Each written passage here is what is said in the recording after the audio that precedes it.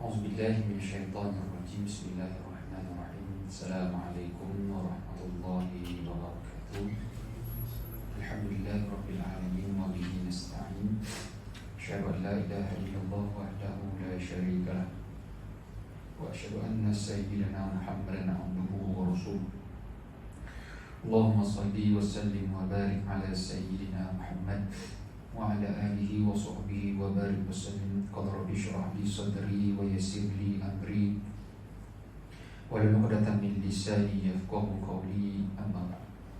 Muslimin muslimat sidang jemaah yang dirahmati oleh Allah, alhamdulillah panjatkan syukur kepada Allah Ta'ala yang mempertemukan kita pada tengah hari ini untuk sambil-sambil sementara menanti ataupun sebelum kita menunaikan solat fardu zuhur untuk sama-sama kita tadabbur beberapa ayat Allah dan juga beberapa kisah pada tengah hari. Dr. Yusuf Al-Qaradawi dalam kitab dia Iman dan Kehidupan menyebutkan dalam satu bab tentang faktor yang menyebabkan manusia berubah. Ada dua faktor utama yang menyebabkan manusia berubah dengan perubahan skala yang besar. Kalau perubahan kecil boleh jadi macam-macam faktor lagi, tapi dua ini menjadi elemen yang paling utama untuk manusia itu melakukan perubahan sehingga memberikan kesan terhadap sistem sesebuah pentadbiran. Yang pertama, perubahan atas faktor akal ataupun kita sebutkan idealism. Manusia akan berubah apabila memiliki pengetahuan. Dengan pengetahuanlah manusia mengorak langkah melakukan revolusi-revolusi. Industri 1.0, 2.0, 3.0, 4.0 sekarang ini, dan dah nak masuk pun industri 5.0. Disebabkan apa? Pengetahuan yang berkembang daripada masa ke semasa, dan itu dinamakan sebagai perubahan daripada aspek akal, pemikiran dan juga idea. Tidak kira sama ada faktor tersebut berkaitan dengan iman ataupun tidak, tetapi atas nama idea manusia akan melakukan perubahan. Sebab itu Allah Ta'ala sebut Inna Allah la yughayyiru ma biqaumin hatta yughayyiru ma bi anfusihim. Allah Ta'ala tidak akan merubah suatu kaum kecuali manusia itu sendiri yang merubah nasibnya. Ayat ini merujuk kepada sebarang sistem yang nak dilaksanakan, yang nak dibuat. Hendaklah perubahan itu datang daripada perubahan sikap manusia itu sendiri terlebih dahulu. Maka manusia dengan pengetahuannya berdikit-dikit membina empayar sehingga menyebabkan ketermadunan itu berjaya kekal apa? Adanya idea-idea itu tadi. Faktor yang kedua yang menyebabkan manusia berubah adalah emosi. Emosi dalam skala yang besar mampu menggerakkan ramai orang untuk turut terlibat dalam apa juga gerakan. Sebab itu apabila berlaku suatu isu yang akan ditarik terlebih dahulu adalah emosi manusia. Nak buat suatu gerakan bantahan isu apa, yang akan dimainkan adalah sentimen terlebih dahulu. Kerana apa? Memang manusia ini akan mudah terkesan apabila emosi ini berjaya ditarik. Dalam isu menghina Nabi, tak tengok habis lagi video, baru baca tajuk cukup dah, kita akan jadi marah. Apatah lagi isu-isu yang lagi besar. Cumanya di antara keduanya, kalaulah digabungkan di antara akal, idea dan juga emosi, emosi yang dipandu dengan akal maka akan membentuk satu tamadun. Tetapi apabila yang mendominasi adalah emosi, biasanya mana-mana perubahan yang disebabkan emosinya adalah lebih daripada ilmu, biasanya dia tidak akan bertahan lama. Contoh yang terdekat adalah Arab Spring. Arab Spring paling ketara. Memang semata-mata atas sentimen nak menjatuhkan pemimpin yang zalim, lalu jatuhlah pemimpin yang zalim. Tetapi langsung tak ada idea, langsung tak ada plan, langsung tidak ada sebarang perbincangan. Berbeza dengan macam mana Eropah merubah tamadun mereka daripada cengkaman golongan gereja yang menekan mereka dengan pelbagai tekanan. Sebelum berlakunya revolusi itu, tercetusnya bermacam-macam wacana-wacana yang disekat, yang dihalang, tapi dengan perbincangan-perbincangan membuktikan bahawa mereka ada idea, dan disitulah bermulanya idea revolusi 1.0. Maka apa juga pergerakan, sama ada kita sendiri pun nak jatuhkan orang tu, nak jatuhkan orang ni atas sentimen. Kita menumpang di atas kelemahan orang lain tanpa kita memiliki kelebihan tersendiri. Biasanya lepas itu kita akan lihat sebenarnya kita nak jatuhkan orang tu atas sebab kita dizalimi, ataupun kerana hasad dengki, ataupun kerana kita sendiri yang nakkan jawatan. Itu akan menjadikan persoalan-persoalan yang kita perlu jawab. Tapi kata Dr. Sukontomi, ada satu lagi elemen yang jauh lebih penting dan lebih berkesan. Sekiranya dia masuk ke dalam seseorang, maka perubahan itu akan jauh lebih tuntas. Iaitulah elemen faktor keimanan kepada Allah Subhanahu wa taala.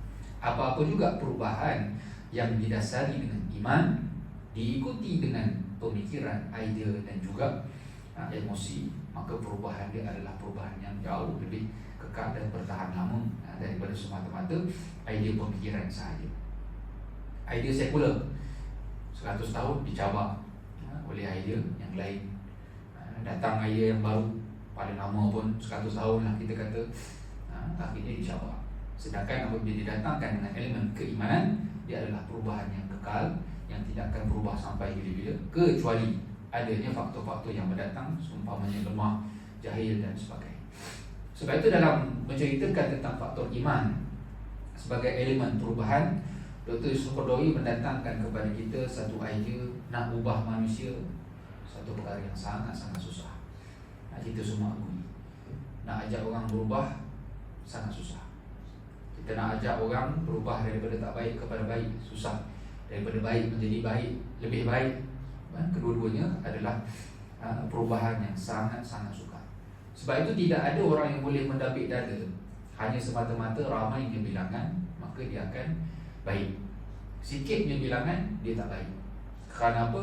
Kuantiti itu tidak menjamin pun satu jaminan.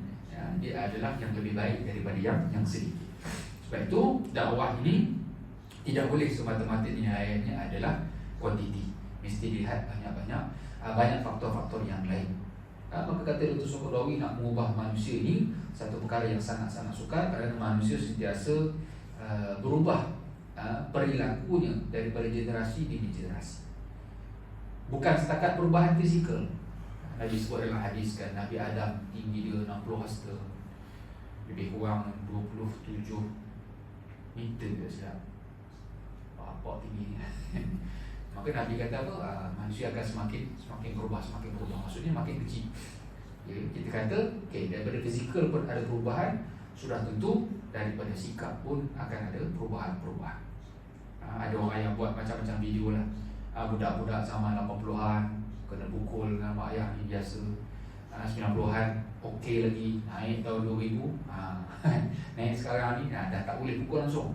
Maka kita kata perubahan itu juga perlu diraihkan dalam usaha untuk memahami bagaimana psikologi manusia, supaya kita boleh membuat sentuhan-sentuhan yang berkesan. Kalau tak, sentuhan kita takkan boleh masuk ke dalam jiwa orang lain, kerana satu benda yang kita tak boleh nak paksa orang. Apa dia? Jiwa dia. Sebab tu tak boleh nak paksa orang masuk Islam, tak boleh, kerana kita perlu pegang jiwa dia. Maka Dr. Qaradawi tampilkan 4 kisah di dalam Al-Quran dan juga dalam hadis, bagaimana 4 individu ini menjadi suatu contoh bahawa kalau dakwah itu pendekatan yang sesuai, maka tak kira umur dia berapa pun, tetap dia akan boleh berubah. Elemen dia adalah keimanan. Ada yang sebut nak berubah ni kena daripada kecil. Kalau dah besar dah tak boleh nak ubah dah. Lagi pula kita dengan cerita kalau dah umur 40, kalau tak berubah, memang jahat sampai bila-bila. Kita kata betul, umur dia 60 pun kalau datang hidayah dia akan berubah. Umur dia 90 pun kalau datang hidayah dia akan boleh berubah. Dia budak, dia boleh berubah. Dalam Quran menceritakan semua golongan ni. Ada budak kecil, budak sekolah rendah lah kita kata, ataupun belum masuk usia remaja lagi, mula berdakwah, budak berjaya mengislamkan seluruh orang kampung dengan mengorbankan diri, iman seluruh orang kampung. Budak lagi. Anak orang remaja, innahum fityatun amanu bi rabbihim wa zidnahum huda. Budak remaja dapat hidayah, pun berubah. Orang dewasa, orang tua, semua ada cerita dalam Al-Quran. Cerita pertama yang disebutkan oleh Dr. Suqurtawi adalah kisah ahli sihir Fir'aun. Ahli sihir Fir'aun Allah Ta'ala rakamkan dalam surah Al-A'raf dan juga dalam surah Taha. Kata Allah Ta'ala pada ayat yang ke-113, surah Al-A'raf, وَجَاءَ السَّحَرَةُ فِرْعَوْنَ قَالُوا إِنَّ لَنَا لَأَجْرًا إِن كُنَّا نَحْنُ الْغَالِبِينَ. Bagaimana Fir'aun mengarahkan untuk ahli sihir di seluruh negara melawan Nabi Musa pada hari yang telah ditetapkan, pada hari gaib. Maka apabila ditawarkan kepada mereka, diarahkan kepada mereka untuk melawan Musa, maka mereka tanya, kalau kami menang dapat apa? Apa ganjaran yang akan kami dapat? Kata Fir'aun, qala na'am wa innakum laminal muqarrabin. Kalau kalian menang, kalian akan didekatkan kedudukan kalian kepada aku. Boleh jadi naik pangkat, boleh jadi naik gaji, boleh jadi kedudukan itu dimuliakan pada sisi Fir'aun lah, sebagai orang yang dinobatkan berjaya menambat hati raja. Qalu ya Musa imma an tulqiya wa imma an nakuna nahrul mulki. Maka apabila nak mula berlawan ni, dialog dululah. Siapa nak mula dulu? Kami ke kalian? Maka kata Nabi Musa, qala albu, kalianlah yang mulakan, tuan rumah lah mula dulu. Yang ajaklah yang mula dulu. Kita ni ikut je. Padahal sebenarnya berlaku kerisauan, kegelisahan, ketakutan dalam jiwa Nabi Musa, kerana dia hanya berdua je dengan Harun, dua orang je. Adapun Fir'aun mengarahkan seluruh negara untuk datang, rakyat semua tengok, dalam keadaan desas-desus, cerita-cerita buruk itu kepada Musa. Nak hadap, kita kata apa, gambaran orang terhadap dia, emosi, satu hal dah. Apakah jangkaan-jangkaan orang terhadap dia, buruknya. Dia menang ke, dia kalah ke, tetap dia akan dilihat sebagai orang yang buruk. Kemudian dalam masa yang sama, jentera yang diarahkan untuk lawan Musa bukan seorang dua. Ada riwayat yang menyebutkan ahli sihir Fir'aun yang mencecah ribuan orang. Dia kata puluh ribu. Betapa kita kata desperate nak lawan Musa seorang je pun. Tapi demi menunjukkan bahawa ana rabbukumul a'la, aku boleh buat apa yang aku nak, maka kau kena hadap. Inilah kekuatan aku. Kalau tidak, jangan lawan aku. Maka dalam keadaan ketakutan itulah Allah Subhanahu wa taala memberikan wahyu kepada Nabi Musa. Wa auhayna ila Musa an alqi 'asak. Campak pangkat. Apabila mereka memulakan sihir mereka, maka muncullah ular-ular yang kecil tapi dengan bilangan yang banyak. Ahli sihir ni bukan ahli sihir beginner belaka ni. Ini spesialis. Ahli sihir level David Copperfield lah kot. Yang orang pakar ni, bukan biasa-biasa. Yang terlatih, dan mereka bila tahu akan dinaikkan pangkat, mereka upgrade lagi skill-skill mereka. Tak tahulah apa yang mereka lakukan, tetapi mereka mengetahui trik-trik tersebut untuk menarik perhatian orang. Tapi apa yang berlaku apabila dicampakkan tongkat itu, fawaqa'al haqqu wa batala ma kanu ya'malun. Lalu ketika itulah Nabi Musa berjaya mematahkan serangan-serangan daripada ahli sihir tersebut, yang menyebabkan pada peringkat awal masing-masing terdiam. Kerana apa? Tidak menyangka sedahsyat dan sehebat itu aura yang dibawa oleh Nabi Musa AS. Lalu keluarlah ucapan fa'ulibu hunalika wa anqalabu saghirin wa ulqiyas saharatu sajidin. Lalu menyebabkan ahli sihir itu tiba-tiba bersujud, surrender, mengaku kalah. Kata mereka, qalu amanna bi rabbil alamin, Rabbi Musa wa Harun. Kami beriman kepada Tuhan sekalian alam, dan kami beriman kepada Tuhan Musa dan Tuhan Harun. Live dalam program. Bayangkan kita buat live program, tiba-tiba yang buat persembahan ni lawan apa yang telah diarahkan. Aku sudah tentu satu benda yang sangat memalukan. Tapi yang kita nak ceritanya bagaimana dengan keyakinan tadi itu, bahawa merubah 360 darjah keyakinan ahli sihir Fir'aun disebutkan dalam ayat semua masuk Islam. Semua masuk Islam. Bukan seorang dua je. Semua masuk Islam. Kerana apa? Mereka ini pakar. Tiba-tiba dengan kepakaran mereka tu ada orang yang lebih pakar daripada dia. Dalam keadaan dia tahu dia buat ni lahir daripada apa yang kita ajar. Yang kita ajar ni sebenarnya bohong je. Ini yang betul ni. Kerana mereka tahu tak pernah dalam sejarah mereka kenal Musa ni sebagai ahli sihir. Tak reti lah. Kalau sembang tu memang tak reti. Tiba-tiba boleh buat benda yang jauh lebih besar daripada kita. Dan benda ni lah yang banyak berlaku dalam sejarah kita. Apabila saintis, apabila ahli fizik, apabila pakar-pakar dalam bidang yang pelbagai, mereka buat kajian-kajian, akhirnya datangkan teori-teori. Seumpama seorang saintis daripada Thailand, antara individu yang mengemukakan teori sakit itu berpunca daripada kulit. Kenapa kita sakit? Sebab ada kulit yang menyebabkan kita sakit. Antara founder tu seorang saintis daripada Thailand. Tiba-tiba ada orang Islam bagi tahu Quran sebut lama dah. Tak tension kita. Nak study buat begitu, buat begini. Sama macam Maurice Bucaille yang study pasal Fir'aun, mumia Fir'aun ni. Study tu akhirnya dapatan apa dia? Dia mati sebab apa? Tenggelam dalam laut. Orang Islam kata apa? Dah, kami tahu lama dah. Kita tak buat apa-apa pun kan. Akhirnya bila kita tunjukkan ayat Quran tu masing-masing, kita cengang, terdiam. Tahu betapa rasa kerdil yang tak pernah study pun adalah benda ni Quran dah bagi tahu lama dah. Makanya saintis Perancis dan juga yang daripada Thailand masuk Islam dulu. Masuk Islam. Kerana apa? Tahu ini bukan benda yang main-main, ini bukan benda yang dibuat-buat, tetapi dia adalah wahyu yang menyebabkan mengubah hati dia. Apa yang menyebabkan Dr. Soekartawi nak tampilkan cerita ini? Kerana apabila mereka masuk Islam, Fir'aun terus mengancam mereka dengan ancaman yang berat. Kata Fir'aun, qala Fir'aun amantum bihi qabla an azanakum in hadza la makrun makartumuh fil madinati litukhruju minha ahliha fasawfa ta'lamun la uqatti'anna aydiyakum wa arjulakum min khilaf wa summa la usallibannakum ajma'in.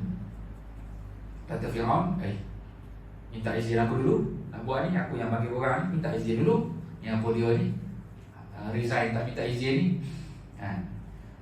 Apa yang kalian buat ni rupa-rupanya Musa yang ajar korang semua ni. Rupa-rupanya Musa ni yang ajar kalian. Tiba-tiba tak pasal-pasal Musa pula kena tuduh ajar diorang. Akhirnya kata korang apa? Aku akan salib korang, aku akan potong tangan kaki korang secara bersilang. Supaya apa? Orang akan insaf. Jangan main-main dengan aku. Respon ahli sihir Fir'aun ni yang menyebabkan kita terfikir macam, kalaulah kita berada pada kedudukan itu ataupun hari ini, kalaulah ada orang ancam kita, yang Ismail tu pecah, kan? Boleh tak? Ni kena salib ni, kena salib maksudnya ancaman bunuh terus. Kata Allah Ta'ala merujuk kepada ucapan-ucapan mereka, qul lan nu'siraka ala ma ja'ana minal bayyinat walladhi fatarana faqdi ma anta qadin innama taqdi hadhihi al-hayatad dunya. Kami takkan terkesan dengan apa yang kau sebutkan, kerana apa? Telah datang kepada kami penjelasan-penjelasan yang menyebabkan kami rasa kami surrender, kami serah diri. Kami tak boleh nak lawan, nak nafikan lagi bahawa apa yang sedang ditampilkan oleh Musa ini adalah satu perkara yang sangat-sangat mengagumkan kami dan mengubah pendirian kami. Faqdi ma anta qadin, ikutmu lah nak buat apa pun, ikutmu lah. Kami puas dah dengan nikmat dunia ni. Kami rasa kami dah tak boleh dah nak ikut kau. Buatlah apa yang kau nak. Dalam ayat seterusnya disebutkan lagi, kami beriman dengan musuh, kami nak beriman dengan Tuhan. Kerana apa? Supaya Tuhan ampunkan dosa kami sebelum ni. Supaya apa yang kami buat main sihir ni jahat belaka, tak betul belaka. Kami rasa insaf. Ini yang kita kata berubah 360 darjah. Teguh dalam masa yang sama juga mereka nak mengakui akan keimanan mereka. Dalam masa yang sama mereka juga terus menafikan menafikan ajaran yang lepas. Padahal kalau kita ingat dialog awal tadi, mereka datang ke situ dengan memang sepenuhnya niat keduniaan. Memang datang tu bukan datang saja-saja, memang datang nak pangkat, memang datang nak naik gaji, memang datang nakkan habuan. Tiba-tiba boleh twist macam tu saja. Kita kata ini bukan twist plot biasa-biasa, tapi ini adalah twist yang akhirnya menjadikan mereka orang yang baik, tidak mampu belajar. Ini kisah Fir'aun. Kisah ahli sihir Fir'aun ni kisah yang memang sangat-sangat mengisahkan kita, kerana kita tak tahu kalaulah kita diuji sebegini. Tiba-tiba ada orang yang mendatangkan bantuan. Nak duit ni boleh masuk Kristian, nak duit ni boleh serahkan tubuh, nak duit ni boleh kita kena buat kejahatan-kejahatan. Bermaksud kalaulah ahli sihir menukar akidahnya daripada sesat kepada keimanan, lalu beralih kebaikan, na'udzubillah. Kalau kita diberikan keimanan, tiba-tiba kita ubah dengan kekufuran. Kerana apa? Habuan dunia. Okay. Kita tak tahu apakah kita akan mampu bertahan sebagaimana ahli sihir Fir'aun. Sebab itu kisah ini merupakan kisah yang disampaikan oleh Dr. Sokotawi yang memang mengisahkan kita. Tadi cerita pasal orang lelaki, umur ni kita tahulah ahli sihir ni mana ada yang muda-muda. Ahli sihir kalau dah pakar dia mesti tua-tua kan. Dalam kisah Ghulam Mudakwah pun kenapa dia nak latih Ghulam Mudakwah, kerana ahli sihir tu dah terlalu tua. Kena cari lapis-lapis. Kalau lapis-lapis ni dia takkan masuk pertandingan yang besar-besar ni. Mesti serahkan kepada orang yang pakar-pakar. Kisah yang kedua adalah kisah seorang wanita, seorang ibu yang ada pada zaman Nabi SAW. Kalau sebab kita ada 4 kisah, kita cuba ceritakan secara baik. Kisah yang kedua, seorang wanita yang bernama Tumadir binti Amru bin Al-Haris As-Salmi, yang kita kenal dengan gelaran dia Al-Khansa. Al-Khansa ni kalau ikut maksud dia, hidung tak mancung, hidung kepek. Itu Al-Khansa. Orang Arab ni biasa je. Kalau kita orang panggil budak hidung tak mancung, kita kata orang Melayu siapa hidung mancung. Lebih kurang je hidung kita ni. Tapi bagi orang Arab, maka gelaran sebegitu memudahkan untuk kita kenal seseorang individu. Jadi Al-Khansa ataupun nama betul dia adalah Tumadir, merupakan seorang penyair yang terkemuka di Mekah pada waktu itu. Memang kita kata seniwati, artis ataupun influencer pada zaman jahiliyah, dengan syair-syair dia yang memang padu lah. Memang kalau masuk Islam pun, Nabi sendiri pun kalau dengar syair daripada Khansa ni, memang Nabi suka tu, kerana memang itu bakat dia, dengan gaya bahasa yang mampu menarik perhatian orang. Sebab tu pada zaman jahiliah, siapa yang dipunyai syair baik-baik, syair dikemah, akan digantung di kelambu Kaabah, tanda pengiktirafan akan fungsi dan peranan dia untuk menarik manusia. Konsep satu syair yang menyebabkan orang ingat dia sampai bila-bila adalah ketika mana kematian 2 orang saudara, adik-beradik dia yang bernama Muawiyah dan Sakhar, yang terbunuh pada zaman jahiliyah disebabkan perang yang berlaku. Tak disebutkan perang apa, tapi berlaku pergaduhan, pertempuran, sehingga menyebabkan 2 orang ahli keluarga dia meninggal. Bila matinya 2 orang ini, menyebabkan Al-Khansa ini jadi desperate, jadi sedih. Kesedihan ini kesedihan yang melampau. Lalu bermula daripada situlah syair dia adalah syair-syair yang sangat-sangat tajam. Kalau cerita sedih itu sedih sungguh-sungguh. Dan 2 orang inilah yang akan sentiasa dilagu-lagukan syairnya menandakan kesedihan. Dan boleh jadi ada riwayat yang menyebutkan dia ada kematian, ahli keluarga dia pun sampai dia meraung-raung, meratap-ratap, tarik baju dan sebagainya. Perbuatan yang kita kata memang perangai orang jahiliah. Orang Melayu kita walau macam mana sedih sekalipun tak ada meraung-raung macam orang Arab biasa. Memang kalau dia orang sedih tu memang meraung macam apa dah, terus macam. Jadi itulah perangai Al-Khansa. Bahkan disebutkan juga setelah dia masuk Islam pun masih lagi dia meratapi kematian 2 orang adik-beradik dia. Dia tak boleh move on lagi. Dia tak boleh, benda itu terlalu membekas bagi. Ada riwayat yang menyebutkan Al-Khansa suatu hari bertawaf dalam keadaan membontakkan kepala. Kerana apa? Masih lagi nak meratapi kematian 2 orang, saudara dia tu. Padahal waktu tu dah masuk Islam awal-awal, tak boleh lagi. Yang menyebabkan Sayyidina Umar tegur dia. Sayyidina Umar tegur dia, apa cerita ni? Sedih sangat, kenapa? Kan dia orang dah mati. Orang dah mati dah lah. Kau boleh hidupkan balik pun. Dia orang pula mati dalam keadaan kufur. Apa kata Khansaq? Dah lah ada orang mati. Mati pula dalam keadaan tak beriman. Yang tu buat aku lagi sedih. Kata Sayyidina Umar, alamak, salah cakap lah. Rupanya lagi sedih sebab mati dalam keadaan kekufuran. Menyebabkan Sayyidina Umar kata, biar lagi dia akan macam ni sampai bila-bila. Maksudnya memang dia tak boleh lupakan betul-betul. Sedih sangat-sangat. Tapi sampailah kepada satu ketika pada zaman Sayyidina Umar Al-Khattab. Maksudnya benda dah mengakhiri, dia dah akhir. Pada zaman Sayyidina Umar Al-Khattab radhiyallahu ta'ala anhu berlaku peperangan Al-Qadisiyah, peperangan menentang Parsi, yang saya pernah ceritakan tentang kisah keislaman Salman Al-Farisi. Dalam peperangan menentang Parsi inilah Salman ceritakan pasal kisah hidup dia. Maka dalam peperangan Al-Qadisiyah ini menentang Parsi pada tahun ke-14 Hijrah, 4 tahun sebelum berlakunya wabak tahun Amwas di Palestin yang membunuh ribuan umat Islam pada waktu itu. Dalam peperangan Al-Qadisiyah inilah Al-Khansaq ini menghantar 4 orang anak dia untuk terlibat dalam peperangan. 4 orang, bukan seorang tu, tak ada spare dah. 4 orang tu tak ada dah. 4 orang tu anak lelaki hantar. Dan dalam peperangan tersebut memang jumlah bilangan orang Islam dengan tentera Parsi jauh beza lah. Tentera Parsi ratus ribu, tentera umat Islam puluh ribu je.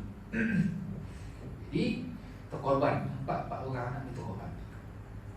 Kalau kita ingat syair dia tadi tu, memang dia akan bayangan ni memang akan lebih mengatakan lah dah. Keluarga meninggal pun mengatakan macam tu, ini anak sendiri meninggal 4 orang. Tapi tak jadi. Maka bila dapat maklumat kepada dia bahawa 4 orang anak dia mati syahid, apa ucapan Khansaq? Ucapan dia, segala puji bagi Allah yang telah memuliakan aku dengan syahidnya anak-anak aku. Dan aku berdoa agar Allah menghimpunkan aku bersama mereka di syurga. Satu ucapan yang perlu diingati oleh seorang ibu terutama.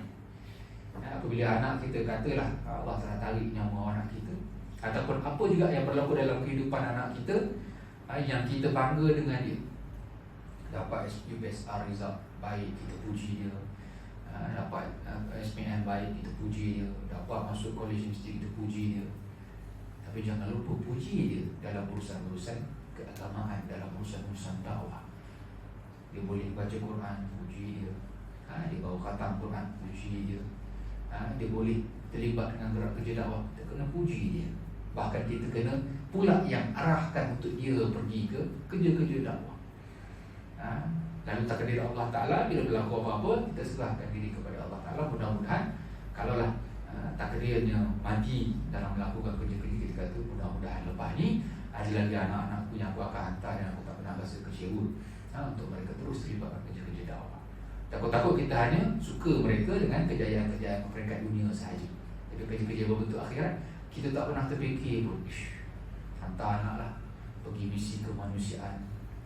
Bahkan dia tak nak pergi, kita pula yang bagi galakan kenapa kena pergi. Kerana kita kena bantu agama, urusan-urusan kemanusiaan, urusan-urusan dakwah, misi kan, nak lawan kristenisasi, street dakwah ke apa, kena ada.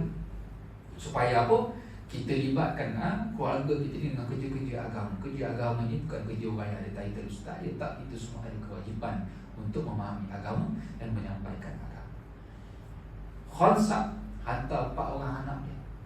Aset orang lelaki ni bagi orang Arab ni aset penting. Terhadap perempuan dan anak lelaki, Arab sangat utamakan anak lelaki. Tapi apabila keempat-empat anak itu mati, tak ada langsung tangisan-tangisan macam dulu kata Khansaq.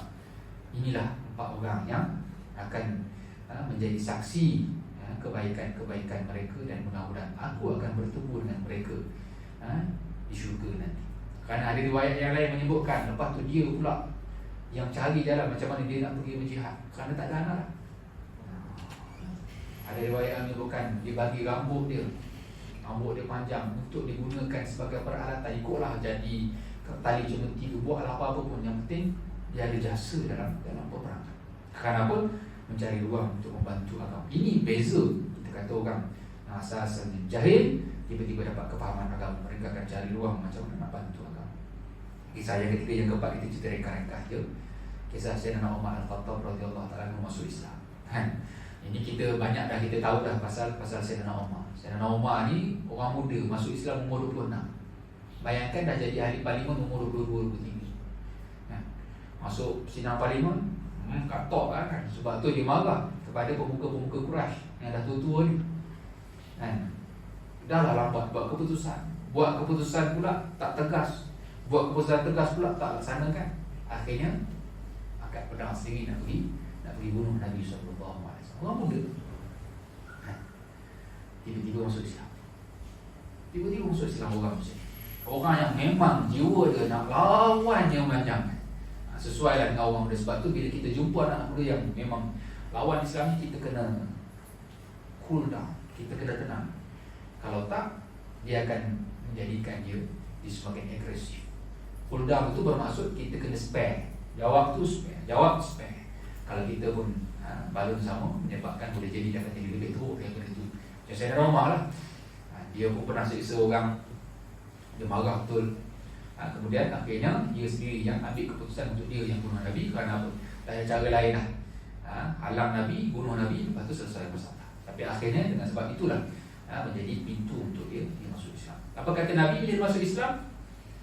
Kalaulah ada Nabi selepas aku, Sayyidina Umar lah Nabi. Sebab itu firasat dia datang daripada orang yang memang ikhlas. Kita ni bila ikhlas masuk agama, insya-Allah Allah akan bagi kepada kita firasat-firasat, ilham-ilham yang dekat dengan apa yang agama nak. Sebab tu akhirnya kita akan boleh beza dengan firasat-firasat kita dengan pemikiran kita yang baik ini. Kita akan boleh beza mana benda baik, mana benda buruk. Walaupun mungkin kita belum belajar agama tinggi, macam ahli sihir Fir'aun, belum semayang pun lagi, tak sempat baca alif batal lagi, dah syahid. Kerana apa? Memahami ini secara baik, secara ikhlas. Dan kisah yang terakhir adalah kisah ini disebutkan sebagai Arab Badawi. Ini lagi memang orang kampung, punya label orang kampung. Datang jumpa Nabi, menjadi tetamu kepada Nabi dalam keadaan dia masih lagi belum Islam. Datang jumpa ziarah Nabi, Nabi hidangkan kepada dia susu kambing. Perah susu kambing seekor, Nabi bagi dia minum. Dia togak sampai hari. Nabi perah lagi susu kambing yang kedua, dia minum sampai hari. Nabi hidang lagi. Lah yang ketiga, susu kambing. Kalau perah banyak mana saya tak tahu kan, tapi banyak kot kan. Sampai 7 ekor kambing Nabi perah susu, dia minum habis. Dan tak lama lepas tu dia masuk Islam. Dia mari ziarah Nabi. Dan Nabi pun teringat, dia minum banyak kan. Nabi pun perah susu kambing. Dia standby, dia perah susu kambing seekor, dia minum habis. Nabi perah kali kedua, Nabi bagi dia kata apa? Dah kenyang dah. Maka kata Nabi apa? Itulah beza orang beriman, orang bukan Islam. Orang kafir, orang bukan Islam, mereka minum dengan 7 perut. Dan orang Islam minum dengan 1 perut sahaja. Hadis riwayat Muslim. Gambaran kepada apa yang masuk dalam perut kita juga memainkan peranan untuk memberi kesan kepada perilaku kita. Iman itu ada kaitan dengan apa yang masuk dalam perut kita. Sebab itu dalam satu ayat Allah Ta'ala kata apa? Kulu washrabu wa'malu shalihah.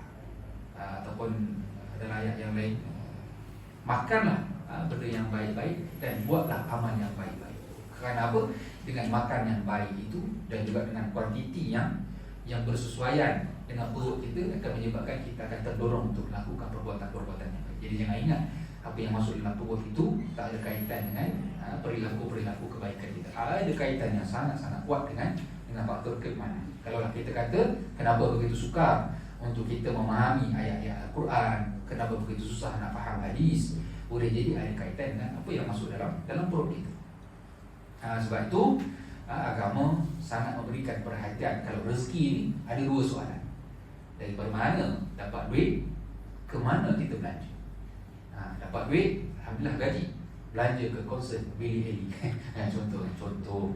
Jadi sudah tentu benda itu akan dipertanyakan oleh Allah di akhirat nanti, ke mana kita belanjakan duit. Jadi semua itu ada kaitan yang mengubah perilaku seorang Arab Badui tadi ini daripada asal-asalnya boleh togok 7 gelas besar air.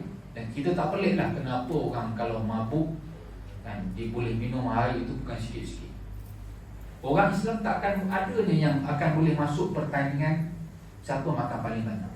Takkan boleh. Orang Islam dia dah ada limit dalam perut dia. Kita pun tahu, tengok kalau hidang penuh satu meja, siapa nak makan?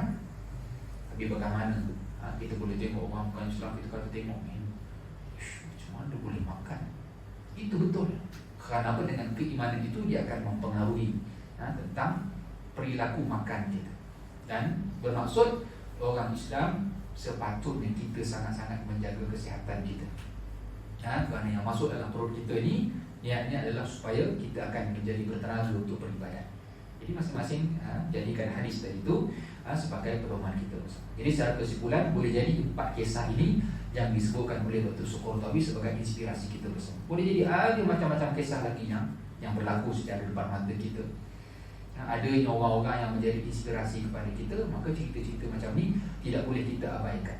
Kerana khawatir kalau kita abaikan cerita macam ni, akan datang ujian kepada kita, akhirnya kita akan longgar pegangan kita.